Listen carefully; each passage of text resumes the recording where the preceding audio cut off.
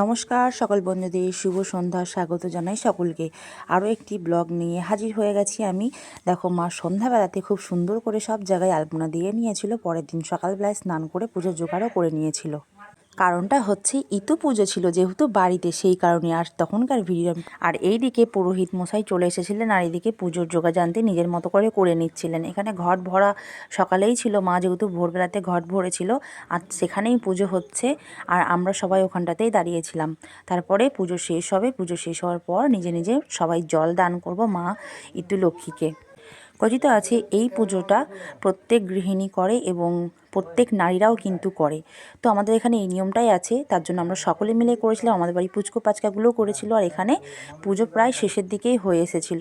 আর পুজোটা আমাদের তুলসী মঞ্চের নিচেই হয়, অনেকের মাছ উঠোনেও হয়। তো বলতে বলতে দেখো পুজো শেষ হয়ে গেছে, পুরোহিত মশাই চলে যাবেন, তারপরে মা বসে গেছে জল দিতে। ভিডিওটি এখানেই শেষ করছি, কেমন লাগলো জানিও।